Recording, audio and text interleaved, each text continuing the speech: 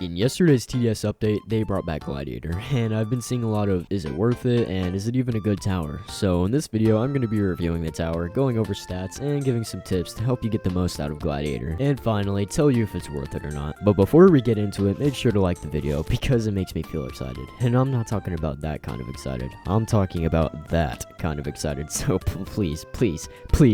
Anywho, at level 0, it costs $300 and does 2 damage per swing, has a fire rate of 1 second, and has a range of 5. Something to know about Gladiator though is that it attacks in an arc around it, meaning that it'll hit multiple enemies at a time, which is one reason why the tower is so goated. At level 1 for $250, the tower's only change at this level is that the damage goes from 2 to 3 per swing. This upgrade is pretty useless, but you can't complain for only $250. At level 2, the tower gains hidden detection and it now does 5 damage per swing. This upgrade costs $500 and is very useful for dealing with the slows. Level 3 is a special upgrade. It gains the Warrior's Call ability, where basically when you use it, it gives the Gladiator a 35% fire rate boost and is very helpful at times. It also now does 10 damage per swing, so an overall upgrade for $1,500. At level 4, the Gladiator now does 25 damage per swing, and its fire rate actually changes from 1 second to 3/4 of a second. This upgrade costs $2,500. Lastly, at level 5, the Gladiator gains 1 more range and now does 40 damage per swing, and the fire rate is now just half a second.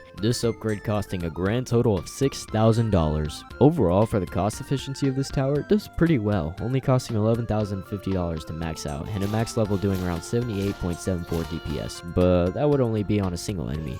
Gladiator damages multiple enemies at once, so we're looking at a very good DPS here.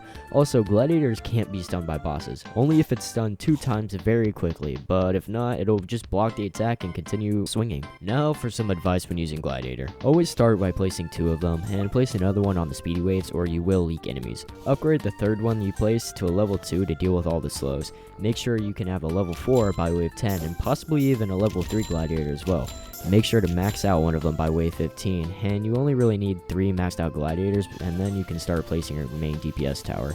After you max out all your main DPS towers, start spam placing Gladiators at the start and maxing them out. If you want a more in-depth video on how I properly use Gladiator, let me know down in the comments below and I'll make one. But if you can't wait for that, I would recommend Egg Cryptid's videos. They're a little outdated, but overall it's pretty close to my standards. But in conclusion, I would definitely say if you have the Robux to buy Gladiator, do it. It's an amazing early to mid and even the late game tower. 10 out of 10 would recommend. Subscribe if you love Gladiator, because I know I do. I just love using it and watching it swing its big silver stick all around, and it makes me just want to buff.